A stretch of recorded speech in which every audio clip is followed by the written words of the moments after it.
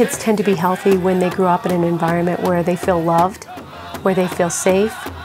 And I think safety is a really big issue for kids, particularly in Indian country. Having a sense of predictability that really produces kids that come out feeling healthy. And that can happen in lots of different ways and does in different cultural milieus. Possession or manufacturing or distribution or use of illegal substances in the home or in the place of residence that the child is living in really gets in the way of a parent or a caretaker being able to provide what we need to provide for children. And a lot of kids growing up in those environments, they've mastered a way of being very secretive about what's going on in the home and very protective. Kids that have grown up in chaotic environments where there's been illegal drug use and other issues going on in the house, they really need to know that even if their parents are not able to get off of drugs or alcohol, that they potentially can heal from the effects of growing up and that kind of a situation.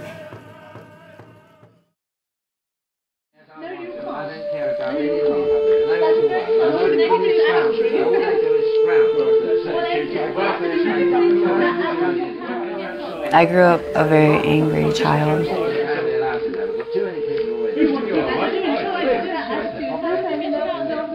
My dad, he would really beat on my mom.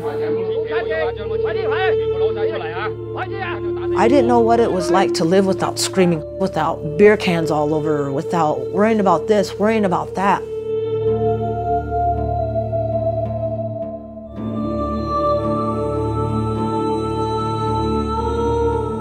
When my dad pulled my mom's hair, I heard some of her hair come out of her head, her scalp. You wake up in the morning and your whole house is all dirty from people spilling beer and your mom's not home. Just a lot of chaos.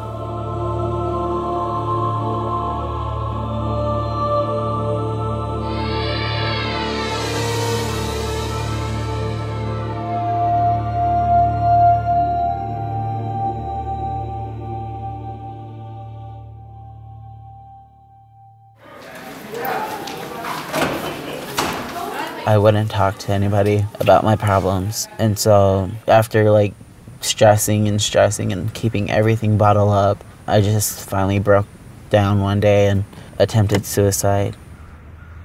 Drug-endangered kids are really kids that are at risk of suffering physical and emotional and other types of harm. I remember my mom being gone a lot. Eating, feeding ourselves was completely up to my brothers and myself. We didn't have clothes. We were pretty much just living on our own, and so that was hard. When my parents started drinking, I would have to step up for my sisters, you know, and then take care of them while the party went on. I've never forgotten what some of my family members have done to me. I've never forgot that. I carry it with me all the time. I carry that pain with me all the time.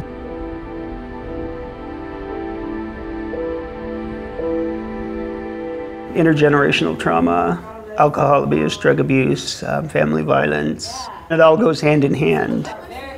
This issue is important to me. It should be important to every officer in law enforcement that comes in contact with children. I can't imagine how many calls I've gone to where you have a child, the child doesn't complain, he never says anything, he's just there.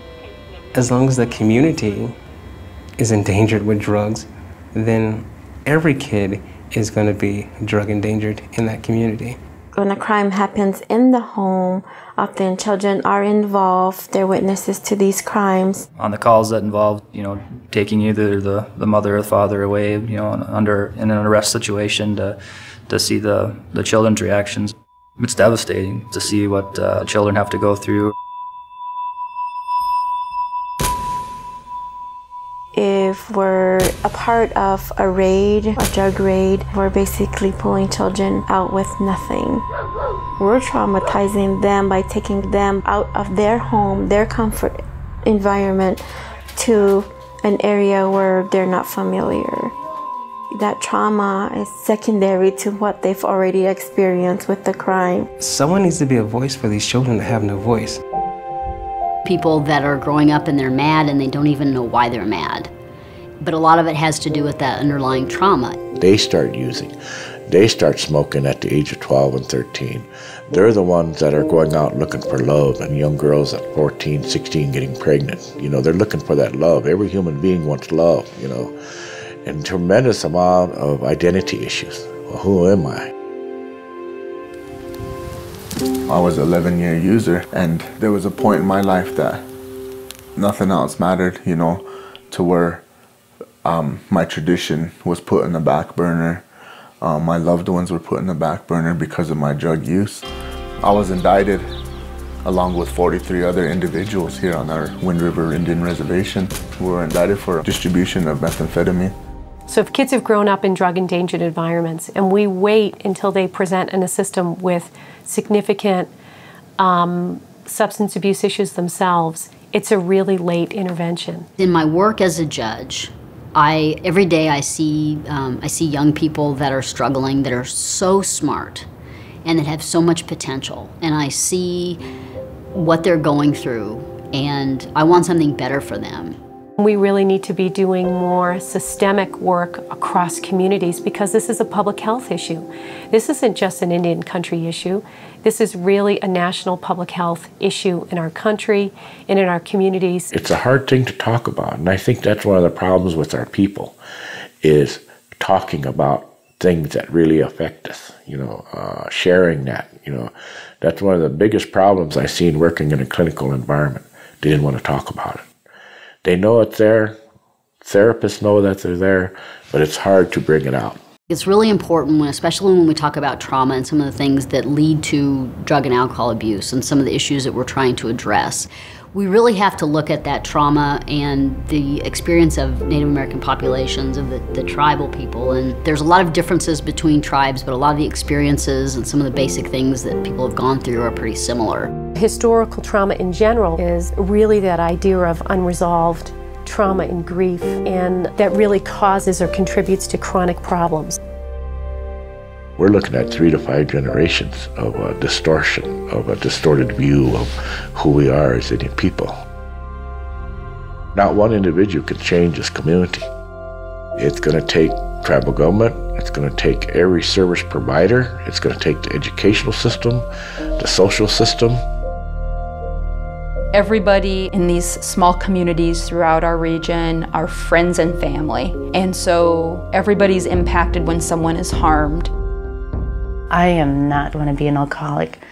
If I ever have children, I don't want them to live that way. I mean, I struggled, so I don't want my kids to struggle. All rise.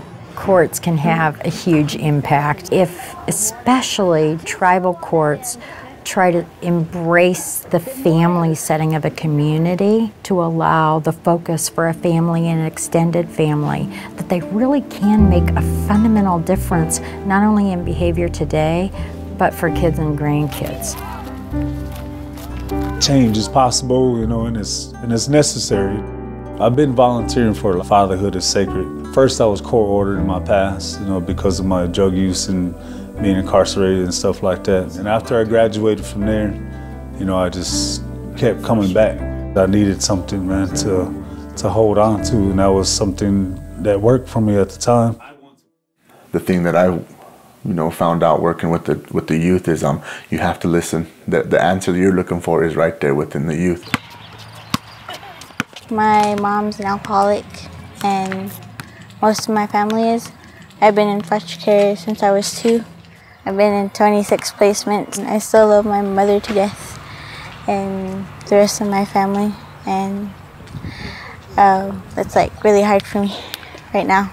So you give them time. You give them time to let them build their thoughts and their courage.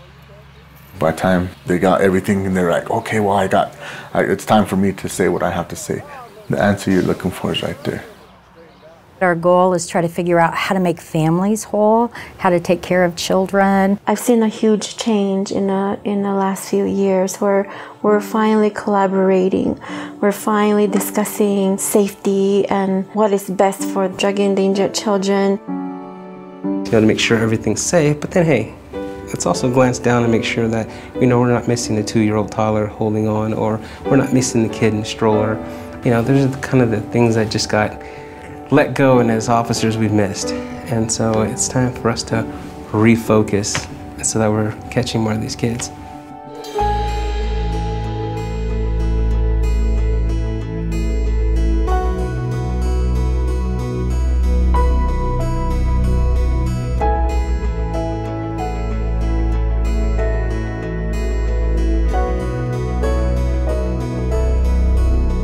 Children are our future, and if there's one child in trouble from a parent or caregiver's drug use, that's one child too many. It's not too late to change this, to reverse the cycle.